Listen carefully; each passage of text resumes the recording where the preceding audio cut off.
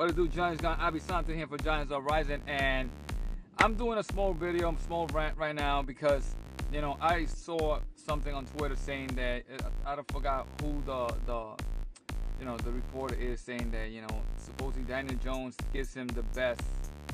Brian Daboll said that Daniel Jones gave him the best chance of winning, but yet they don't win enough with Jones and they don't score points with Jones. So how is it that Jones is the one that gives them the best chances of winning? Makes no sense.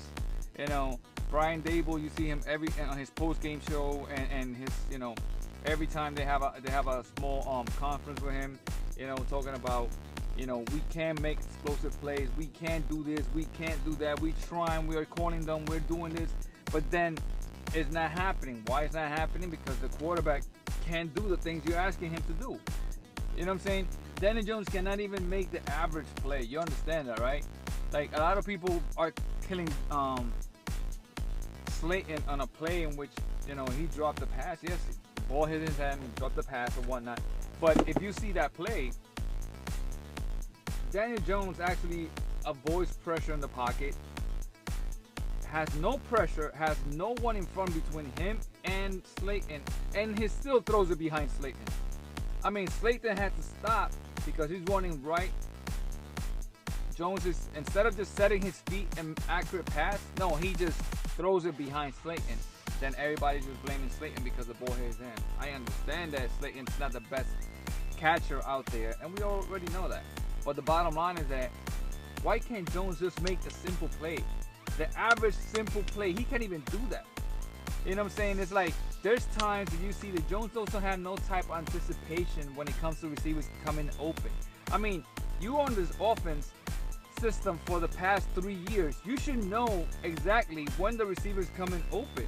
So why don't you have some type of anticipation? Why everything is that unless you see him wide open, you're not gonna throw the ball? Like Drew Lock threw a pass to Jalin Hyatt on that game against the Eagles, and Jalin Hyatt was not even open at that particular time. But by the time that the ball got there, Hyatt was able to try to go for the ball because he threw it with anticipation, knowing where he was gonna be at and where he needed to locate the ball. So like that, it gave Hyatt a chance to catch the ball. It didn't catch it. Hyatt supposedly got hurt or whatnot. But the bottom line is that a quarterback needs to also throw with anticipation, needs to throw into windows, make receivers open. Daniel Jones can't do that. Daniel Jones, you see him holding the ball most of the time, and unless listen, there's been comeback routes. The receiver is waiting there for Daniel Jones to throw the pass a couple of seconds before Daniel Jones actually throws the ball. Instead of the ball being in the air by the time the receiver turns around, all he has to do is catch the ball. Daniel Jones does not do that. And yes, I'm repping the Yankees hat today because obviously the Yankees are in World Series. But the bottom line is that there's so many people just making so many excuses of Daniel Jones that I can't stand it. Like, listen, I was 50-50 with Daniel Jones since he was drafted because I understood what happened from Pat Shermer having a good rookie year in that particular time, besides the fumbles and turnovers at that time. But going to Joe Judge and the Clapper, and then going to obviously to Daboll in his first year with Daboll and everything, and it seemed like, okay, maybe this is what's happening. But after last year and this year, you can tell that Daniel Jones does not have it. Stop trying to fit a square peg into a round hole. Stop trying to think that Daniel Jones is the answer for the Giants, because he's not. I'm not saying that the Giants got the best team around them, but all the players, good quarterbacks, can take advantage of whatever they can and solve the situation. Like May is doing it with the Patriots. I'm not saying that they're winning, but you can see that he has it. The same thing with Daniels, the same thing with Caleb Williams.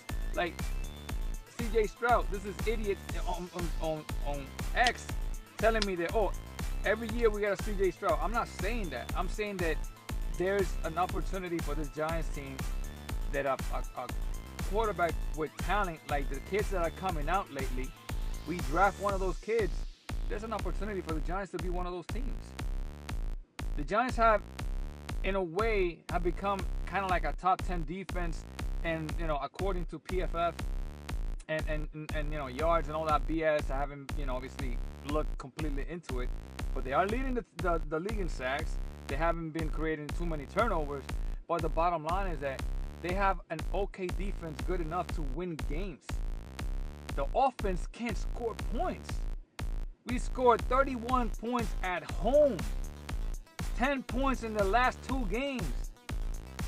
Like, you know, and Daniel Jones is the only thing that's standing between all the teams that's been shuffled around from Pat Shermer all the way to Brian Daboll this year. New offensive coaches, new defensive line coaches, new personnel on the offensive line, new receivers, running backs, this and that. Daniel Jones is the only one that's still there.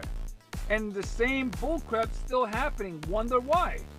So, you know, people need to stop talking and drinking this Kool-Aid thinking that Daniel Jones has to be perfect all around so things will work with him.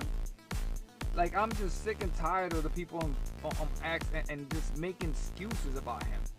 Like, enough is enough, man. Daniel Jones needs to be benched. Daniel Jones, and the only real reason that I'm thinking that Brian Daboll's not benching him is because of how much are they paying him, right? Shane said we're not paying a $40 million quarterback to hand it off to a running back, right? So that means we're not paying a $40 million quarterback to be benched, to be on the bench, right? No matter if we don't win. Because you cannot tell me that you cannot, Tommy DeVito has had more touchdown passes and less games than Daniel Jones last year with a worse team, with a worse offensive line.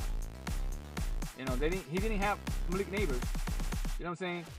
So, like, come on, man.